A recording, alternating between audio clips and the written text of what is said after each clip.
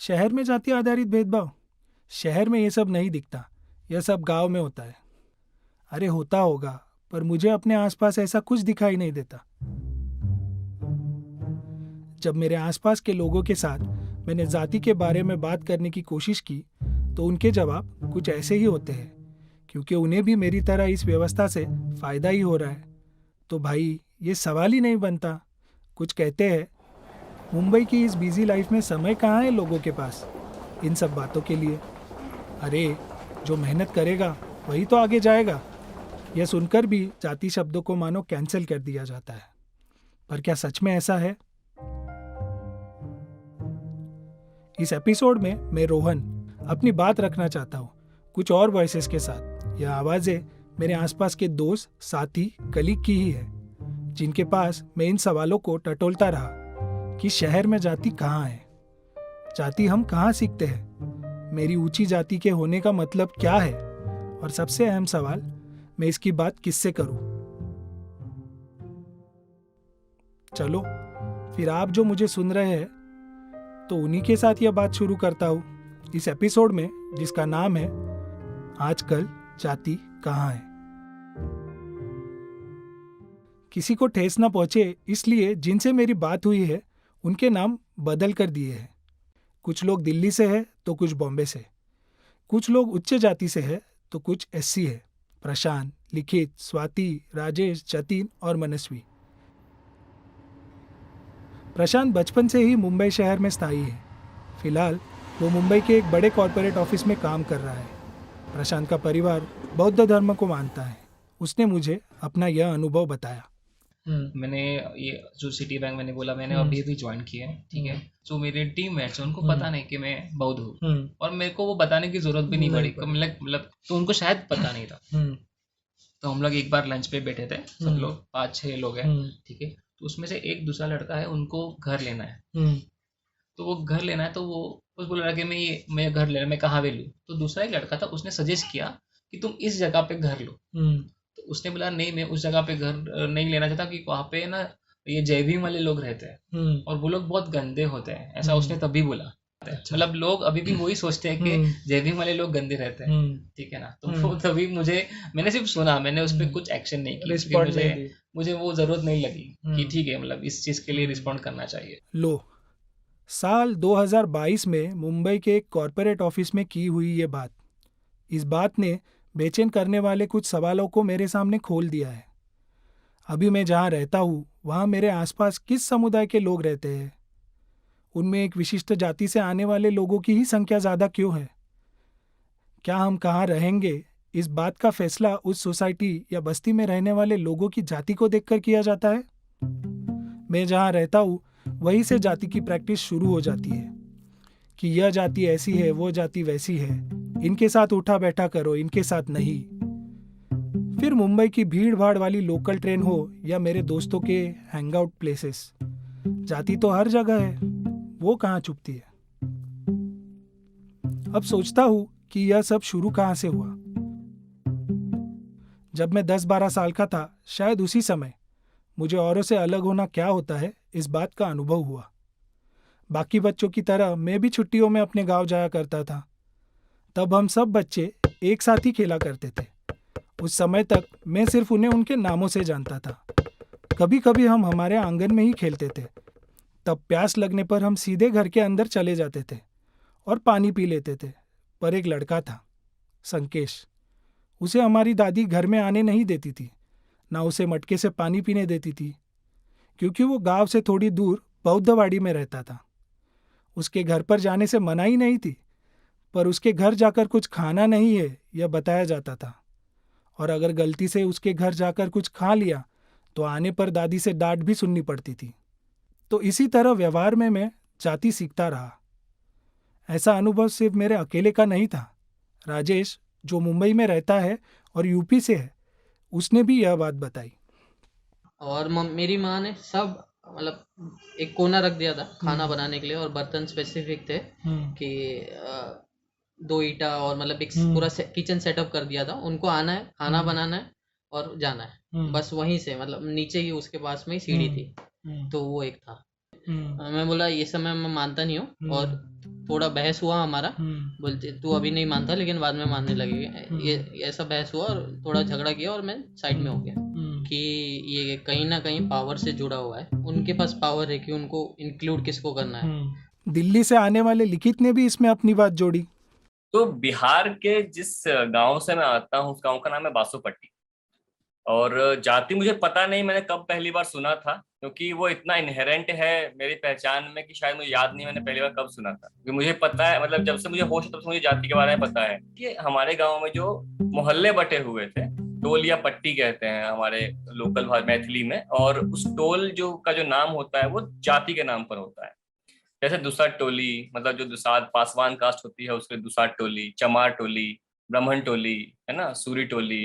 तो हम लोग जब भोज खाने जाते थे बचपन में तो वो बाभन टोली जाते थे, मतलब ब्राह्मणों की टोली में जाते थे। क्योंकि हम लोग, जब मेरे दादाजी युवा हुआ करते थे तो उस टाइम पे हम लोगों को आउटकास्ट कर दिया गया था अपने कास्ट से, क्योंकि मेरे दादाजी और उनके बड़े भाई जो है वो कम्युनिस्ट लीडर के फॉलोअर्स हुआ करते थे। तो किसी एक हमारे गांव के कम्युनिस्ट लीडर ने इंटरकास्ट मैरिज किया था, जिसकी वजह से ब्राह्मणों ने उन्हें एक्चुअली आउटकास्ट किया था। तो उनके साथ साथ हम लोगों को भी, हमारे जो दादाजी वगैरह थे उनको भी आउटकास्ट कर दिया गया।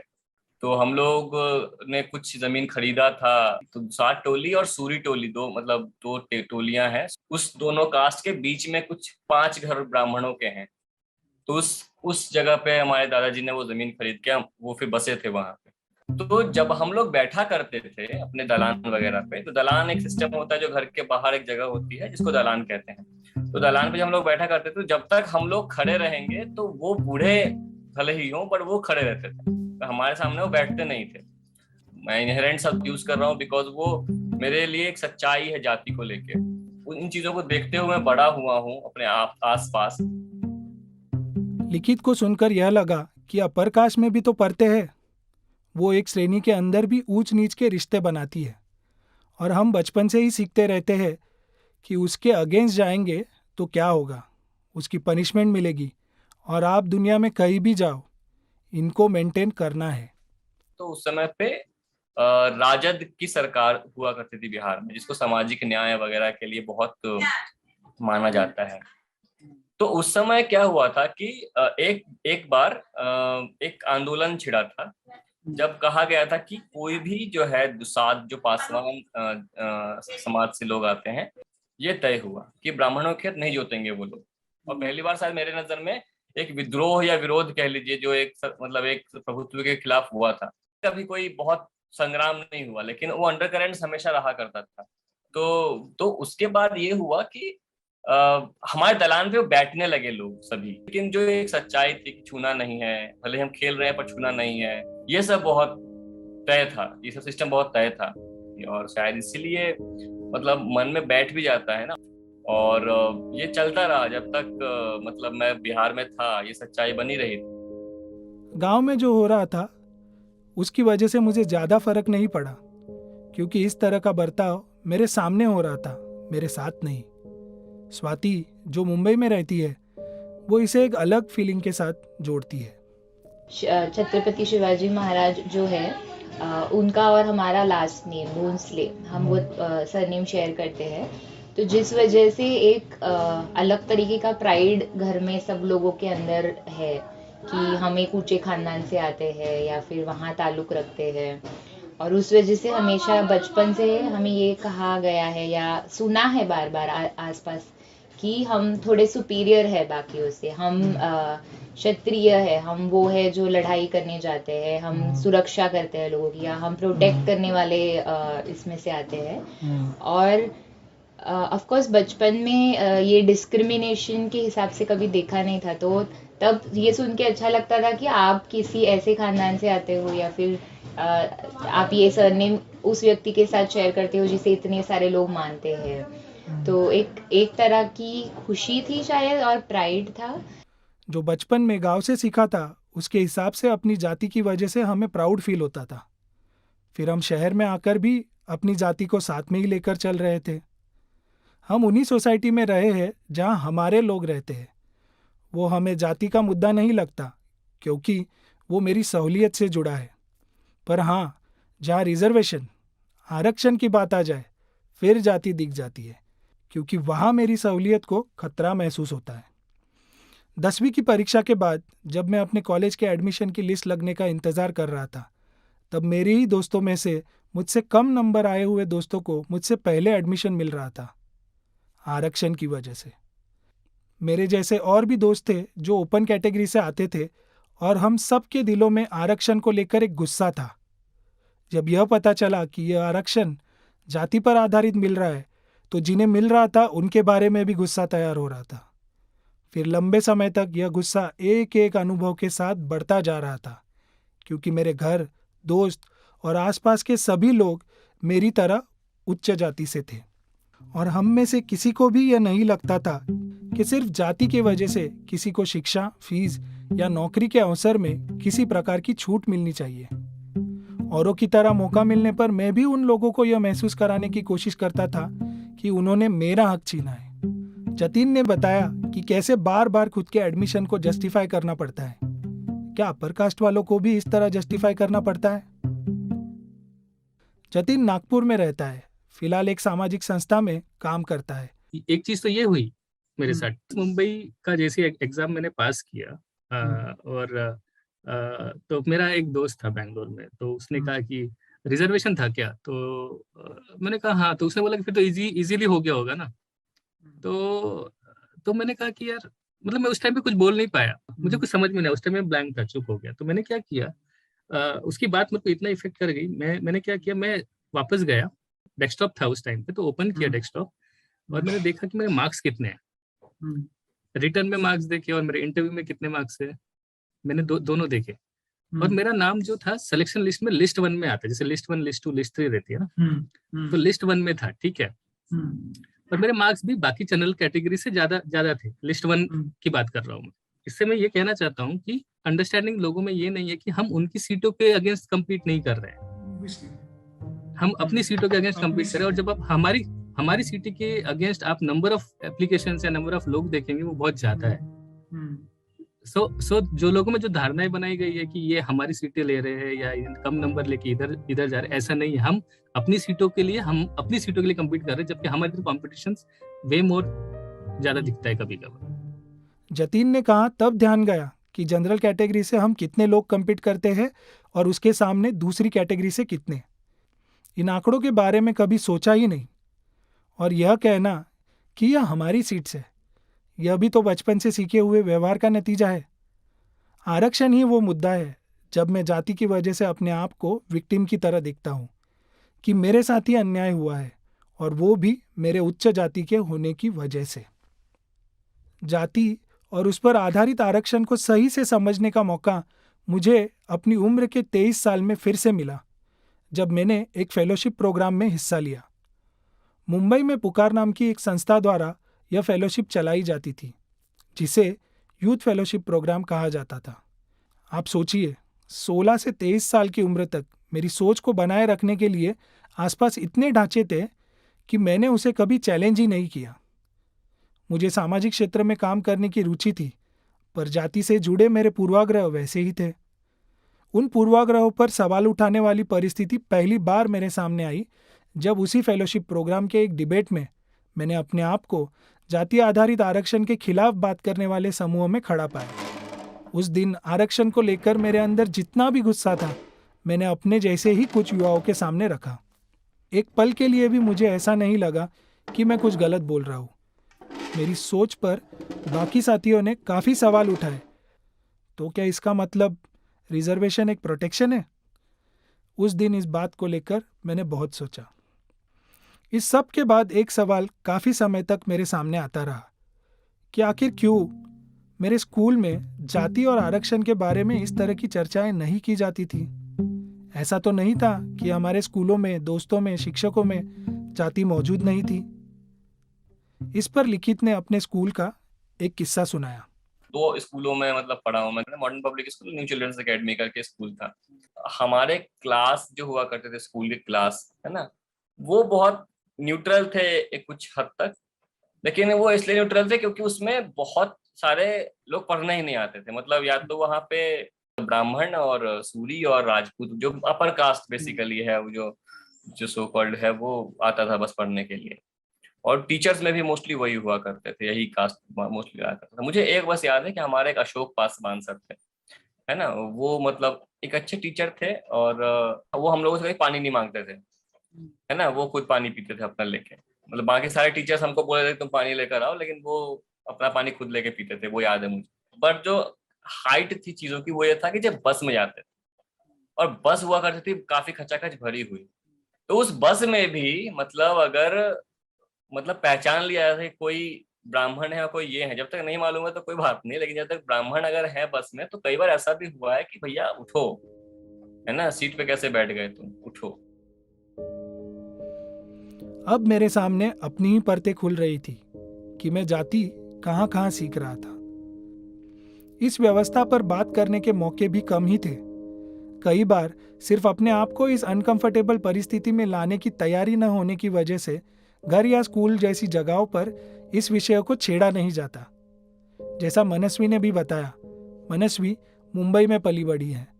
6ठी या 7वीं कक्षा में थी शायद। मैं थोड़ा मतलब उस समय एज अ लिव्ड एक्सपीरियंस कि लोगों के लाइफ में होता है कास्ट, वो मैंने नहीं समझा था। पर वो जैसे हम लोग अकबर और जहांगीर के बारे में पढ़ रहे थे, वैसे ही हिस्ट्री टेक्स्ट बुक में कास्ट का विषय था, तो मैंने उसको वैसे ही पढ़ा, जैसे मतलब सिविक्स का था तो पार्लियामेंट में इतने लोग बैठते, वैसे ही कास्ट को वैसे ही समझा था।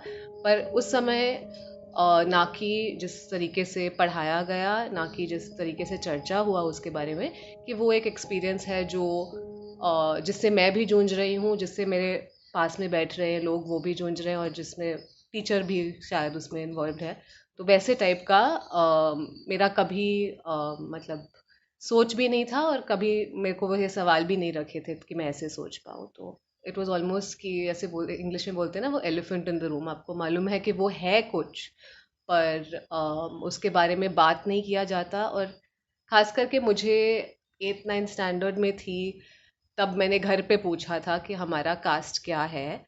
और उस समय क्योंकि मेरे पेरेंट्स अलग धर्म के हैं, तो मेरे फादर ने वो क्रिश्चियन, मतलब उनके फैमिली क्रिश्चियनिटी फॉलो करते थे, तो उन्होंने बोला था हमारा कोई कास्ट नहीं होता है। पर मम्मी ने बोला कि मुझे नहीं पता, हमको पता करना होगा, शायद ये है शायद वो है।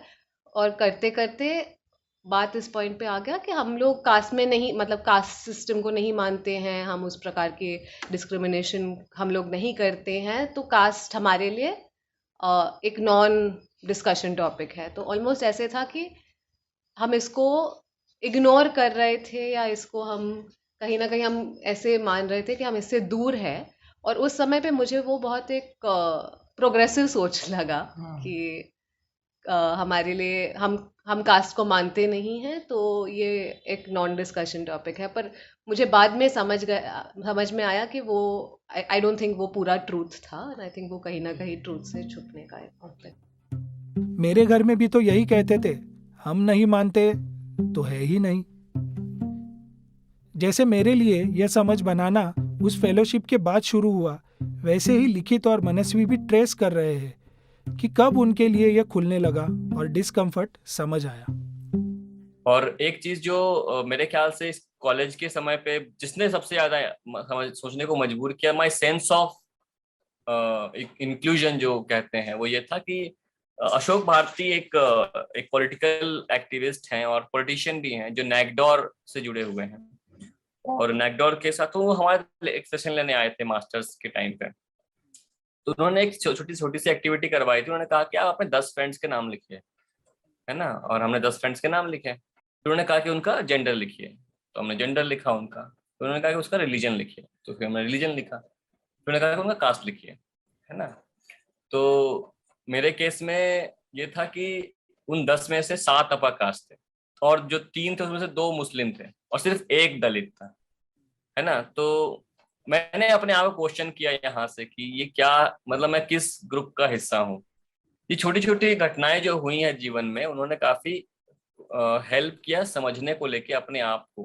आई थिंक मतलब मास्टर्स में काफ़ी सारे अनुभव थे, पर आई थिंक जब मैं कॉलेज गई थी फर्स्ट टाइम अपने ग्रेजुएशन के लिए, एक एक्सपीरियंस था, क्योंकि हम लोग कास्ट के बारे में पढ़ रहे थे एज अ सब्जेक्ट। और उस समय भी मतलब उस क्लास में काफ़ी चर्चा होती थी और वो जो प्रोफेसर थे वो काफ़ी चर्चा को इनकरेज करते थे, तो हम लोग बुक्स या नोट्स को उतना देखते नहीं थे, पर वो थोड़ा एक्सपीरियंस के ज़रिए। आई रिमेंबर जब कास्ट का जो मतलब पर्टिकुलरली एक सोशल थ्योरी पे क्लास हुआ था, उस समय क्लास काफ़ी क्वाइट थी और वो प्रोफेसर मतलब हम लोग को थोड़ा बाहर लाने का कोशिश कर रहे थे, और पर सब लोग ऐसे ही बोल रहे थे कि नहीं, हम लोग नहीं मानते हैं, या अभी के टाइम में कास्ट जैसे कुछ मुद्दा नहीं है, दुनिया बहुत बदल गया है, ऐसे बातें चल रही थी ऑलमोस्ट मतलब similar to what I grew up hearing. Professor थोड़ा मतलब इंट्यूटिव था, तो उन्होंने बहुत साइलेंस था, तो उन्होंने बोला चलो एक चीज़ करते हैं कि इस क्लास में जो बच्चे जिनको कास्ट बेस्ड रिजर्वेशन है, आप अपना हाथ उठाओ। तो उस समय आई रिमेम्बर कि 3-4 लोगों ने हाथ उठाया। तो और कितना बैच का स्ट्रेंथ? शायद 80 लोग थे, 80 लोग में थे। 80 या उससे थोड़ा अटेंडेंस में थोड़ा कम, तो 3 या 4 लोगों ने हाथ उठाया। और उसके बाद उन्होंने बोला ठीक है, आंखें बंद करो अभी। तो उन्होंने बोला कि चलो अभी सबके आंखें बंद है, अभी बताओ, अभी हैंड रेज करो, कितने बच्चों का मतलब कास्ट बेस्ड रिजर्वेशन या रिजर्वेशन के थ्रू आपको एडमिशन मिले। उस समय ज़्यादा लोगों ने हाथ उठाए और उसने बस बोला कि मतलब जितने हाथ उठाए थे, अभी 4 और लोगों ने हाथ उठाए, और उन्होंने बोला कि चलो आप अपने हाथ नीचे करो और हम आंखें खोलो। तभी बात हुआ कि क्यों हम लोग मतलब आपको क्यों ये डिफरेंस लगा। आई थिंक तभी भी मेरे मेमोरी में एक ही जन ने ऐसे खुल के बात किया कि मैंने क्यों अपना हाथ बाद में उठाया। ज़्यादातर उस समय भी ज़्यादातर जो लोग बात कर रहे थे ना, वो किसी और के मतलब उन्होंने ऐसे किया क्योंकि वो किसी और के लिए बात कर रहे थे, जो अभी मुझे एक अनदर मतलब ओप्रेसिव सिस्टम लगता है कि अपर कास्ट लोग सोच सकते हैं, वो किसी और का एक्सपीरियंस वो समझा सकते हैं। पर उस समय आई रिमेम्बर कि मेरे लिए जस्ट वो नंबर ऑफ डिफरेंस कि 4 से 8 लोगों ने अपने हाथ उठाए, कोई लोग तैयार नहीं थे। आई थिंक उस समय मेरे लिए फर्स्ट टाइम एक ये फीलिंग था कि क्यों लोग ऐसे बोलना नहीं चाहते। मतलब हमारे क्लासमेट्स में ही लोग उनके साथ बर्ताव चेंज करेंगे, क्या मैं चेंज करूँगी? उनको क्या लगता है वो शायद वो क्लियर नहीं हुआ होता, बट मुझे अपने अंदर वो सवाल आया कि क्या मैं ऐसे पेश आती हूँ कि मैं समझूंगी नहीं, मैं उनके साथ मेरा फ्रेंडशिप बदलेगा या ऐसे कुछ। और मुझे तब वो बहुत मेरे लाइफ में बहुत ऐसे एक्चुअली किसी ने ये टॉपिक छेड़ा और किसी ने वो जो डिस्कम्फर्ट है इसके बारे में बात करने के लिए, वो फर्स्ट टाइम आया बाहर। तो आई थिंक वो एक इंस्टेंस था मेरे दिमाग में, वो बहुत रह गया। मैंने भी जब उस डिबेट में पहली बार इस परिस्थिति का सामना किया, तब मेरे अंदर जो पहली फीलिंग आई थी वो गिल्ट की थी। इस बात का गिल्ट कि जाति पर आधारित जो शोषण हो रहा है, मैं उसका एक हिस्सा हूँ और मैं उन लोगों के साथ खड़ा हूँ जिन्होंने यह शोषण किए हैं। कुछ समय बाद जब मैं अपने आप को उन लोगों से अलग देखने लगा, तब इस बात का गिल्ट था कि शायद अब मैं शोषण नहीं कर रहा, पर मैंने ऐसा कुछ किया भी नहीं जिससे ये शोषण कम हो। मैंने सिर्फ अपने आप को उन लोगों से अलग कर लिया है। गिल्ट पर मेरे दोस्तों ने मुझे कुछ यह बातें बताई, है ना, खासकर जो लगान में वो सीन है ना, बहुत बाद में ये अंडरस्टैंडिंग बिल्ड होती है कि उसका नाम कचरा क्यों दिया गया और क्यों नहीं दिया गया, बट उस टाइम तो ये अंडरस्टैंडिंग थी कि भाई एक प्रयास था कि आंखें खोली। उसमें एक लाइन है ना, एक जो ईसर काका है वो कहते हैं कि जिनकी आंखें खुल गई हों उसमें शर्म भी नहीं आ सकती है। तो it was that moment for all of us, मतलब एटलीस्ट फॉर मी, कि मतलब शर्म भी नहीं आ सकती है। तो एक तो जो मैं बहुत मानता हूँ एक चीज में, वो ये है कि एक कलेक्टिव गिल्ट है ना। तो जब ऐसे बुक्स पढ़ता हूं मैं, तो एक गिल्ट की भावना आती है अंदर, है ना, कि शायद मैंने नहीं किया, लेकिन मैं उस सिस्टम का हिस्सा हूँ, स्ट्रक्चर का हिस्सा हूँ, है ना। तो when we will address that collectively, तो हम उसको कलेक्टिवली एड्रेस कब करेंगे इस चीज को, अगर ये है तो, और कैसे एड्रेस करेंगे हम? मतलब it just a matter of where you are born, और उससे सारा डिफरेंस बन गया। मतलब मेरा कुछ भी नहीं है इसमें, मैं जिस घर में पैदा हुई और वो जिस जाति से बिलोंग करते हैं या जिस जाति में वो बॉर्न हुए हैं या जो उनको एस्क्राइब्ड है, उसका फ़ायदा है बस ये। और क्वेश्चनिंग फेज में थी बहुत कि इस बारे में बात करनी है या इस बारे में डिस्कस करना है, समझाना है या जो भी डायलॉग करना है, ये कैसे करना चाहिए, तो वो उस खोज में भी थी। बट आई थिंक इवेंचुअली अभी जो फीलिंग है वो गिल्ट से भी ज़्यादा ये है कि कुछ मतलब सिर्फ गिल्ट से कुछ नहीं होगा, उसकी अर्जेंसी अब फील होती है। मैंने जिनसे बात की सारे लगभग मेरे उम्र के थे, या ऐसा कह सकते हैं कि मेरी जनरेशन के लोग थे। हम सब इस शब्द से जूझ रहे हैं, गिल्ट, जिसको लेकर हमें आगे क्या करना है, इसे हम अलग अलग तरीकों से देख रहे हैं। पर यह जानना बहुत ज़रूरी है कि उसका सीधा सरल सॉल्यूशन नहीं है। सबके साथ बात करके मुझे लगा कि गिल्ट के साथ बैठना पड़ेगा, और जैसे मेरे कुछ दोस्तों ने कहा, सिर्फ गिल्ट से कुछ नहीं होगा, उसको एक डायरेक्शन देना होगा। इस गिल्ट को लेकर आगे क्या करना है, इस बात का जवाब मैं ढूंढ ही रहा हूँ।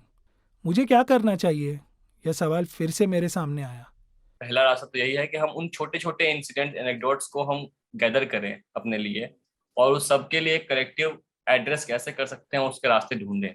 For me it is guilt, for someone else वो कुछ और हो सकता है, किसी और के लिए वो विद्रोह हो सकता है कि वो जाके उसमें शामिल हो जाए, वो हो। तो जब मैं मानता हूँ कि जात पात नहीं हो, तो वो क्या रास्ते होंगे फिर, है ना, मेरे लिए, तो वो मैं ढूंढ रहा हूँ अपने लिए। लेकिन मतलब और जो जरूरी चीजें हैं उस पर काम कर रहा हूँ। अपने टाइटल्स को हटाना जो बहुत बड़ी जरूरत है वो है।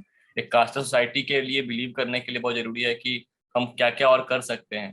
पहले हम स्वीकार करें कि हम छोटे छोटे इंसिडेंट्स में कहाँ जाति देखते हैं अपने लिए। I realize that there's a difference even when we look at social media कि कौन यूज कर रहा है, कैसे यूज कर रहे हैं, क्या कौन सी experiences of expression liberation वहाँ पे हो सकती है। like very honestly I rejected TikTok for a very long time and then someone pointed out to me. I used to always look at it, मतलब वो क्या लोग क्या कर रहे हैं अपने घर में, क्या क्या मतलब क्यों इतना नाचना है।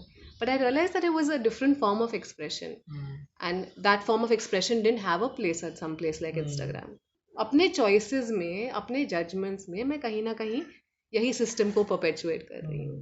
That's what I'm saying, like it's still something that every day, क्योंकि उसका language बदलता है, उसका जो अपने life में वो पेश आता है, उसका form बदलता है, और at first glance I do not see it as something that's rooted in caste or something that's rooted in any form of ये structural discrimination. तो I think वो जो process of reflection है उसका ज़रूरत है कि मैं from moment to moment मैं वो कर सकूँ। उसके लिए काफ़ी कुछ चीज़ें गिव अप करने की ज़रूरत है।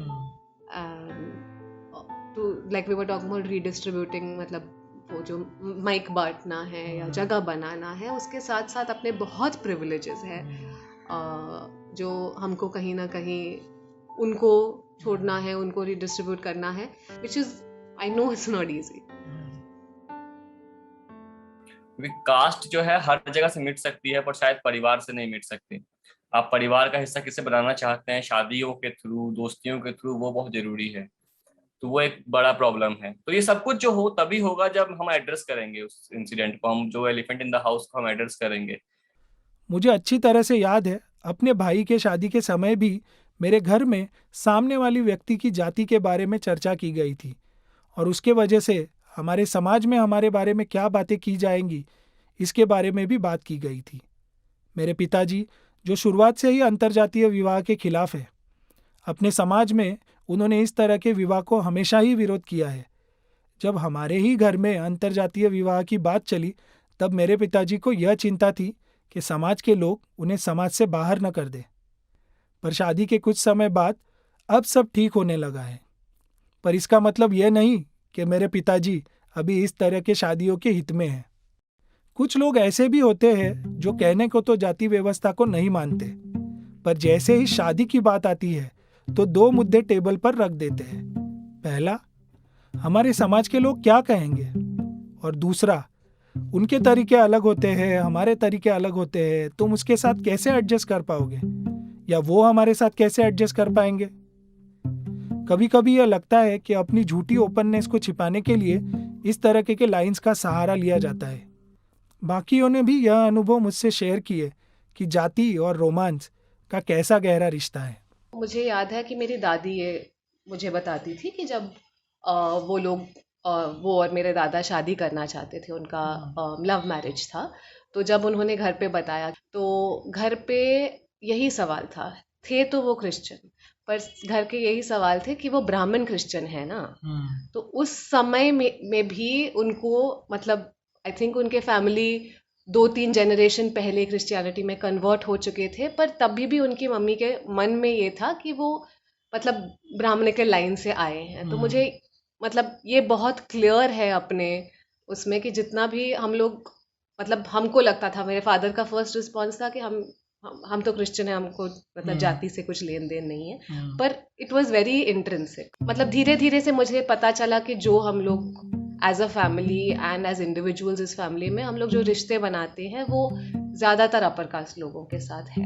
पर मेरे लिए बहुत बड़ा सवाल ये रहा है कि जो मैंने आज तक प्यार किया है जिंदगी में, है ना, तो मैं इस चीज में नाकामयाब रहा हूँ कि मुझे किसी अलग धर्म में प्यार हो, या फिर हुआ भी है तो मतलब एक रिश्ता बने, वो नहीं बन पाया है।